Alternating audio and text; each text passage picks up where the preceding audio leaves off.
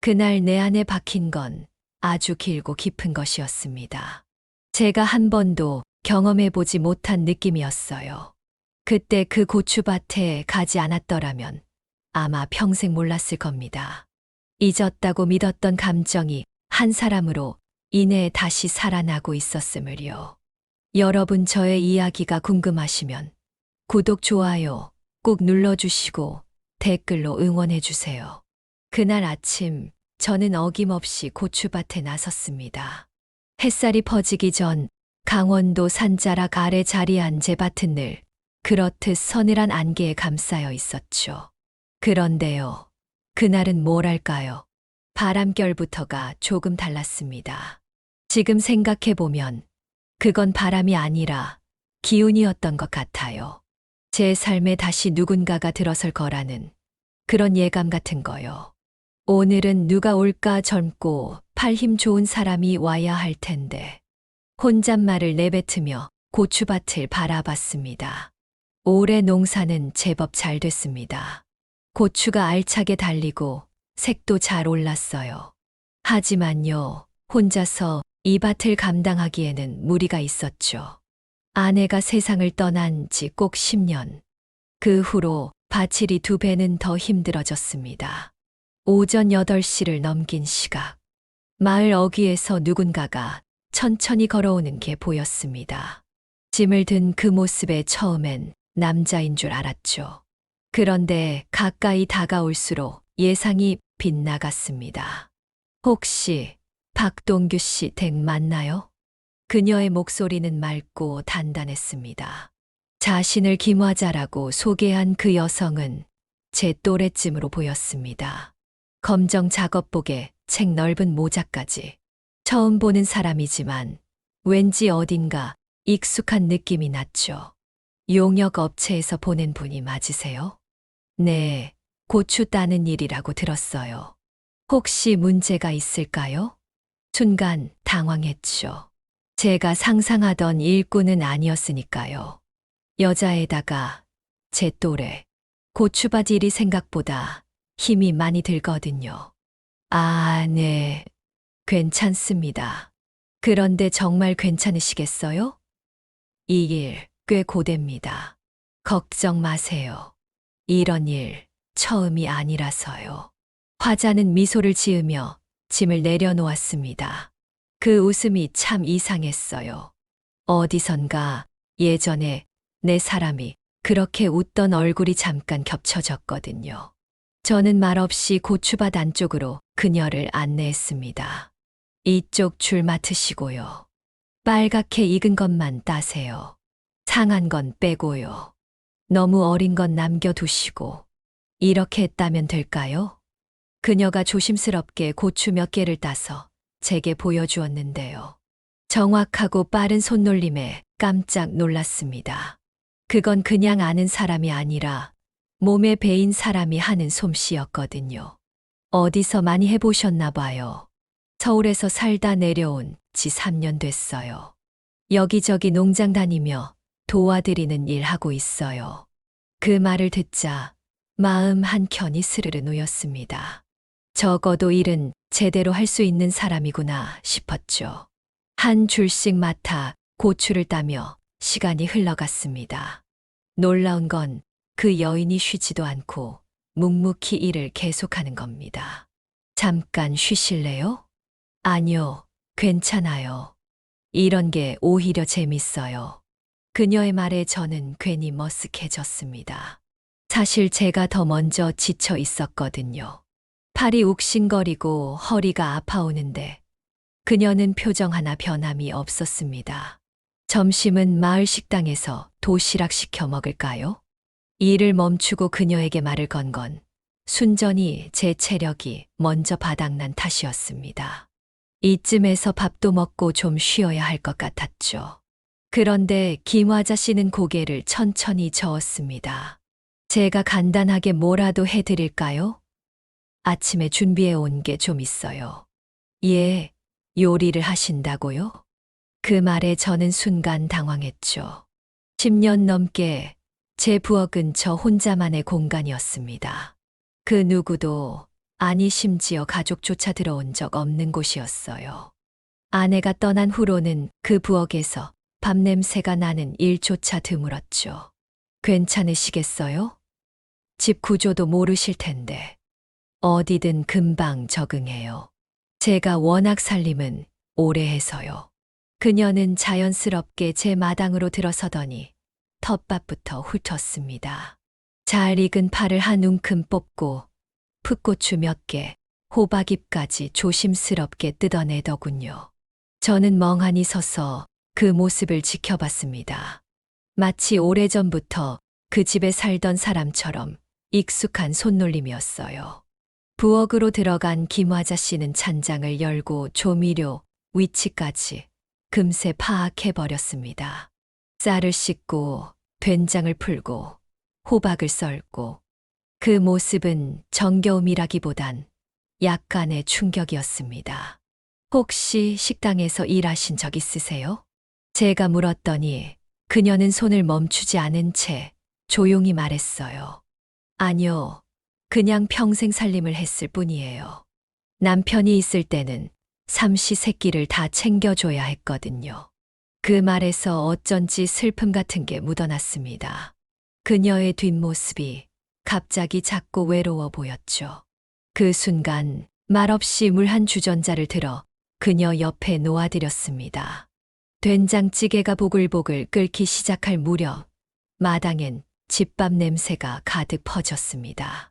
솔직히 말씀드리면 그 향에 저는 약간 흔들렸습니다.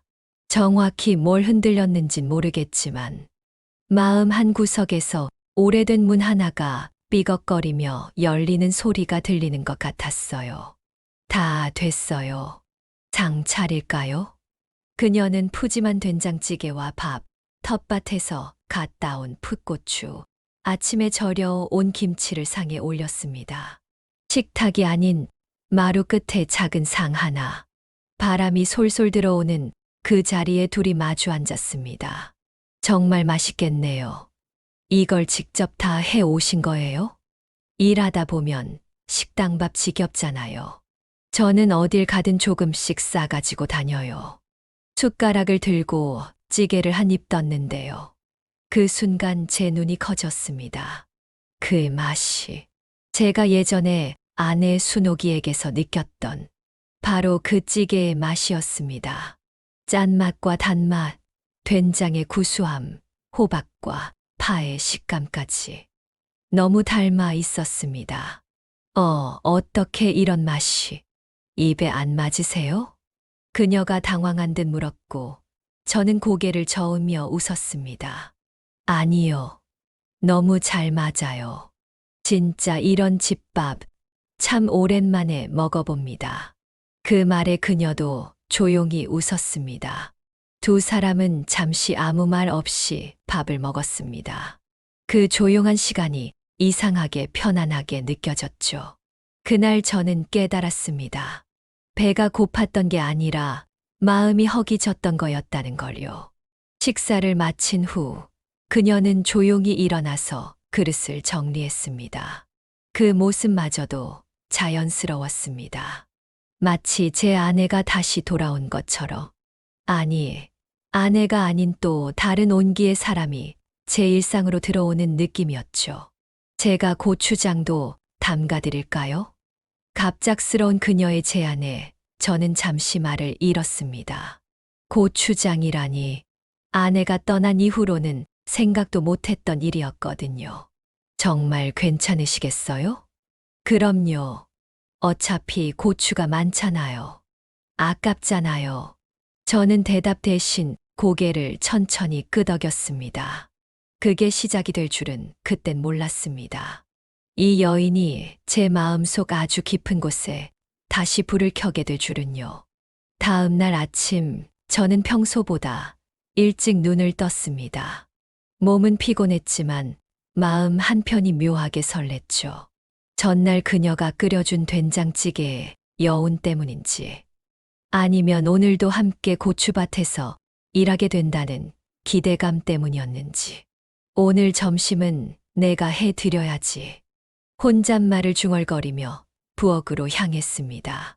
어제 남겨둔 찌개를 데우고 텃밭에서 깨실 몇 장을 따면서 속으로 은근슬쩍 웃음이 새어나왔어요. 그런데 그 웃음은 오래 가지 않았습니다. 마당에서 낯선 남성의 목소리가 들렸거든요. 박동규 씨 계세요? 문을 열고 나가보니 40대쯤 되어 보이는 남자가 작업복 차림으로 서 있었습니다. 네, 접니다. 누구시죠? 용역 업체에서 보낸 이진호라고 합니다. 오늘부터 고추 따러 왔습니다. 그 순간 저는 얼어붙었습니다. 예, 오늘부터요? 어제 오신 분은요? 김화자 씨는?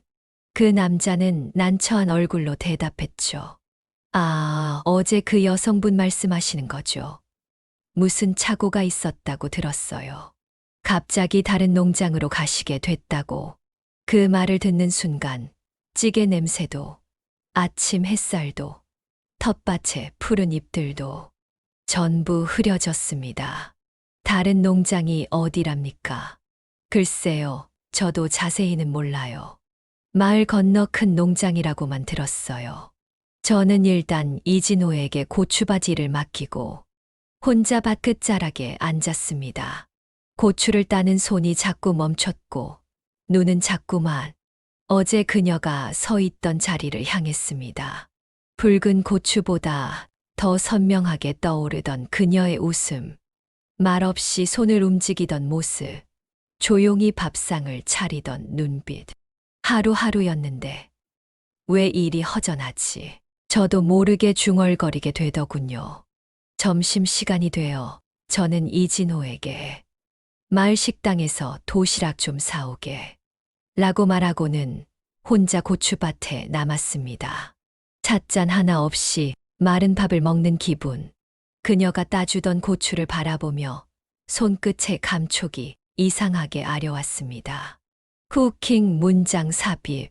사람이 이렇게 쉽게 사라지면 마음은 어디에다 묶어놔야 할까요? 결국 저는 마을 후배인 조만복을 찾아갔습니다. 동네 사정에 밝고 농장 쪽 인맥도 많은 녀석이거든요.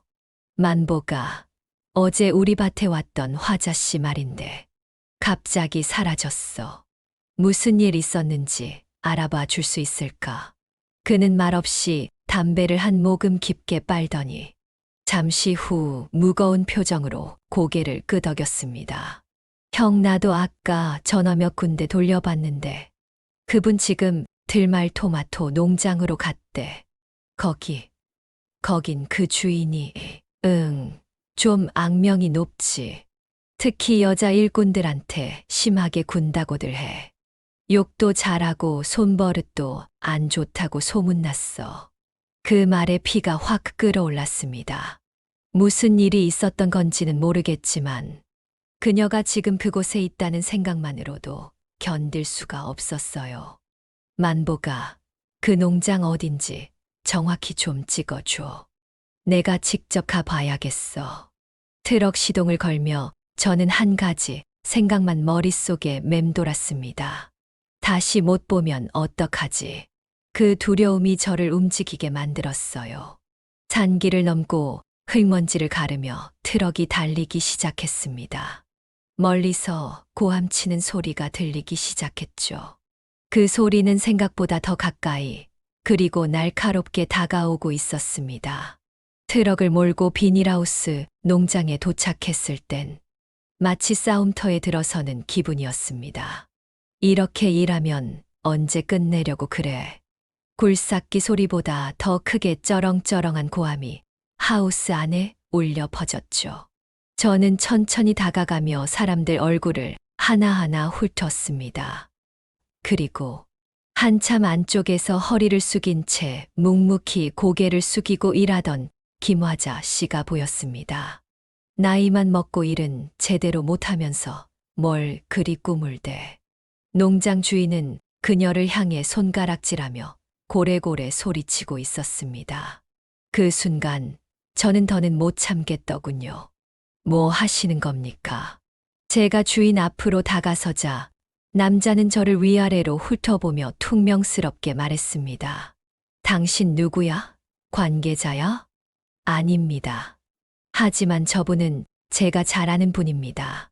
그렇게 막말하실 필요는 없잖아요? 그 말에 그는 코웃음을 쳤습니다. 아는 분이면 데려가세요. 일도 제대로 못하면서. 순간 분노가 치밀었지만 저는 화를 삼키고 김화자 씨에게 다가갔습니다. 화자 씨, 괜찮으세요? 그녀는 흠칫 놀라며 제 얼굴을 올려다봤습니다. 어떻게 여기까지? 걱정돼서요. 같이 가요. 하지만 아직 됐어요. 그만하죠. 여긴 안 어울리는 사람이에요. 그녀의 손을 잡고 하우스를 벗어났습니다. 뒤에서 농장 주인이 뭐라고 악다구니를 퍼부었지만 그 소리는 바람에 날려 들리지도 않더군요. 트럭에 올라탄 그녀는 한동안 말이 없었습니다. 창밖으로 고개를 돌린 채 잔잔한 얼굴로 그냥 앉아 있었죠. 많이 힘드셨죠. 제가 조심스럽게 말을 건네자 그녀는 작은 목소리로 대답했습니다. 괜찮아요. 익숙한 일이에요. 그 대답에 저는 마음이 철렁했습니다. 익숙한 고생이라는 말보다 마음 아픈 게 또 있을까요? 화자 씨, 아무리 익숙해도 그런 대접받는 건 익숙해져선 안 돼요. 사람은 사람답게 대우받아야 합니다.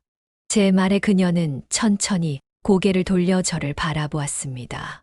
그 눈빛 속엔 말로 다 담을 수 없는 피로와 누군가에게 처음으로 보호받는 듯한 안도감이 섞여 있었어요. 정말 고마워요. 그런데 이러다 박 선생님만 손해보는 거 아닐까요? 무슨 손해인데요? 어차피 고추는 따야 하는데 둘이 하면 더 빨리 끝나죠. 그 말을 듣고서야 그녀는 살짝 웃었습니다. 그 미소가 전날보다 훨씬 편안해 보였어요. 마을에 돌아와 해질녘 평상에 앉아 있을 무렵 그녀가 마트 봉투 몇 개를 들고 나타났습니다. 오늘 고생하셨으니까 제가 저녁 준비할게요. 삼겹살, 막걸리까지 다 샀어요. 아, 그럴 필요까지야. 아니에요. 제가 고마운 마음을 전하고 싶어서 그래요. 그녀는 조심스럽게 석쇠를 꺼내 들고 삼겹살을 굽기 시작했습니다. 풋고추랑 마늘도 곁들여서요. 불판 위에서 지글지글 익는 소리 사이로 우린 조용히 그리고 아주 천천히 서로를 들여다보기 시작했습니다. 화자 씨는 원래 농사일 하셨나요? 제 질문에 그녀는 고개를 끄덕이다가 이내 작게 한숨을 쉬었습니다. 아니요. 서울 살았어요. 남편이 사업을 했거든요. 그때부터 그녀의 입술은 조금씩 떨리기 시작했습니다. 근데 남편이 보증을 잘못 썼어요. 한순간에 빚더미에 앉았고 몇 달 뒤 스스로 세상을 떠났죠. 그 말에 제 가슴이 뻐근해졌습니다. 집도 팔고 가게도 정리하고 그 뒤론 혼자 다 갚았어요. 어디 기댈 곳도 없으니 이렇게 떠돌며 일하러 다닌 거죠. 혼자서 그 모든 걸 별 수 있나요? 살아야 하니까요. 그녀는 담담하게 말했지만 그 속엔 쓸쓸한 시간이 켜켜이 묻어 있었습니다. 그녀의 이야기를 들으며 나는 내 고통을 돌아봤습니다. 어쩌면 우리는 같은 시간을 다른 이름으로 견뎌왔던 사람일지도 모르겠어요. 저도 조심스럽게 입을 열었습니다. 저도 아내를 잃고 10년을 혼자 살았어요. 그땐 정말 세상이 무너지는 줄 알았죠. 우리는 그렇게 불판 위 고기 익는 소리 사이로 자신의 아픔을 조심스럽게 꺼내 놓았습니다. 그날의 막걸리는 유난히 목넘김이 부드러웠습니다. 우리가 술을 나눈 게 아니라 시간을 나누고 있다는 느낌이었죠. 그녀가 내 곁으로 돌아온 날부터 제 일상엔 작은 변화들이 찾아왔습니다. 아침에 눈을 뜨면 부엌에서 뭔가 볶아지는 소리가 들렸고 밭일 끝나면 마당에 빨랫줄이 늘어져 있었죠. 신기하게도 그 변화들이 전혀 불편하지 않았습니다. 오히려 집이 집 같아졌다는 느낌이 들었죠. 이 정도면 올해 고추 정말 잘 익은 것 같아요. 어느 날 고추밭에서 김화자 씨가 웃으며 말했습니다. 고추장 담그기 딱 좋겠네요. 그 말에 저는 머뭇거렸습니다. 아내가 떠난 후로 고추장을 직접 담글 생각은 아예 접고 살았거든요. 혼자 하면 힘드시니까 제가 도와드릴게요. 그녀는 자연스럽게 말했습니다. 마치 함께 하는 게 당연하다는 듯이요. 고추장 담그려면 일손도 많이 필요하고 며칠은 계속 같이 해야 하는데, 그럼요. 며칠 정도는 이 집에 머물면 되죠. 그 말에 잠시 멍해졌습니다. 그녀가 이 집에 머문다는 말이 이상하게 따뜻하게 들렸거든요. 그날부터 우리는 고추장 담글 준비에 들어갔습니다. 익은 고추를 따서 꼭지를 닦고 깨끗이 씻어 며칠간 햇볕에 말렸습니다. 이렇게 널어놓으면 사흘이면 바싹 마를 거예요. 화자 씨는 손등으로 이마에 땀을 훔치며 말했죠. 고추를 펼쳐놓는 손길이 아주 정교했습니다. 햇빛 방향에 따라 뒤집고 비라도 올까 하늘색을 수시로 살폈죠. 그녀를 보며 생각했습니다. 이런 사람과 함께 살았던 시간들은 어땠을까? 그 사람의 남편은 얼마나 복이 많았을까? 동규 씨, 잠깐 이 고추 좀 뒤집어 주실래요? 화자 씨의 목소리에 정신을 차리고 일손을 보탰습니다. 이상하게도 그렇게 함께 손을 움직이는 순간들이 제게는 마치 연습 중인 부부 같다는 기분이 들더군요. 우린 고추장을 담그는 중이었지만 사실은 서로의 시간을 섞고 있었는지도 모릅니다. 고추가 마를 동안 우리는 메주콩을 삶고 직접 메주도 쏘았습니다. 소금과 설탕의 비율도 꼼꼼히 맞춰보고 그녀는 중간중간 맛을 보며 간을 조절했죠. 정말 꼼꼼하시네요. 마치 고추장 장인 같아요. 제가 농담처럼 말하자 그녀는 웃으며 대답했습니다. 시어머니한테 배웠어요. 결혼하고 10년 동안 매년 같이 담갔거든요. 그때는 참 따뜻했죠. 그녀의 눈에 잠깐 그리움이 스쳤습니다. 저는 조심스럽게 물었습니다. 시어머니, 지금은 돌아가신 지 5년 됐어요. 그분이 제가 기댈 수 있는 유일한 사람이었거든요. 그 말에 저는 괜히 마음이 짠해졌습니다. 사람 하나 없는 외로움이 집 하나 비어있는 외로움보다 훨씬 무겁다는 걸 저도 아내를 잃고 나서야 알게 되었거든요. 드디어 고추가 다 말랐고 절구에 넣어 빻는 작업이 시작됐습니다. 이거 정말 힘드네요. 절구질이 보통 일이 아니에요. 같이 하면 괜찮아요. 그리고 이렇게 빻아야 고추장이 진짜 맛있죠. 우리는 번갈아 절구질을 하며 하루를 보냈습니다. 어깨가 욱신거리고 손목이 아팠지만 이상하게 마음은 편안했습니다. 이틀째 되는 날, 빻은 고추에 메주 가루와 소금, 설탕을 넣고 큰 대야에 정성스레 버무렸습니다. 어때요? 맛 좀 봐주세요. 그녀가 내민 작은 숟가락에 찍힌 고추장을 한 입 맛보는 순간 입안에 알싸하고 깊은 맛이 퍼졌습니다. 진짜 맛있어요. 이런 고추장 처음 먹어봐요. 그녀는 수줍은 듯 웃었고 우린 그 고추장을 커다란 항아리에 정성껏 담았습니다. 해질 무렵 둘 다 녹초가 된 채 마루에 앉았습니다. 오늘 저녁은 제가 차릴게요. 화자 씨는 진짜 고생 많이 하셨어요. 그래도 좋았어요. 누군가와 함께 정성 들여 뭔가를 만든다는 게 정말 오랜만이라서요. 고추장이 익어가는 동안 내 마음도 점점 그녀에게 익숙해지고 있었습니다. 저녁상엔 김치찌개를 끓였습니다. 화자 씨가 앞치마를 두른 제 모습을 보며 살짝 웃었습니다. 이 집에서 웃음소리 나는 거 참 오랜만이에요. 그녀의 그 말이 이상하게 제 마음을 쿵 울렸습니다. 고추가 거의 다 익고 바칠도 슬슬 마무리될 무렵이었습니다. 바람이 차졌고 아침마다 입김이 났습니다. 올해 농사도 이젠 끝이 보인다는 생각에 마음이 시원해야 했는데 이상하게 허전했습니다. 이제 화자 씨도 떠날 때가 된 건가? 그 생각이 드는 순간부터 마음이 조용히 뒤숭숭해졌습니다. 식사를 할 때도, 고추를 따며 나란히 서 있을 때도 그녀가 떠나고 없는 모습을 자꾸 상상하게 됐어요. 어느 날 저녁, 마을에 잠깐 다녀오는 길에 작은 와인 한 병을 사왔습니다. 그리고 평소보다 정성스럽게 저녁을 준비했죠. 비빔국수, 감자전, 된장찌개. 전부 그녀가 좋아하던 음식이었습니다. 오늘 무슨 날이에요? 식탁에 앉은 그녀가 묻자 저는 잠시 말을 고르고 대답했습니다. 네, 맞아요. 오늘은 좀 특별한 날이에요. 무슨 날인데요? 김화자 씨와 함께한 이 시간을 기념하고 싶어서요. 그녀는 조용히 미소를 지었습니다. 그 미소의 힘을 얻어 저는 마음속에 담아둔 말을 꺼냈습니다. 화자 씨, 이제 고추도 다 익고 농사도 끝나가잖아요. 이제 어디 가실 생각이세요?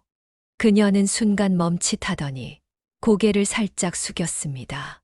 아직 정해진 건 없어요. 늘 그렇듯 다른 농장 알아봐야죠. 떠돌아다닌 지 오래라. 그 말이 제 마음을 아프게 찔렀습니다.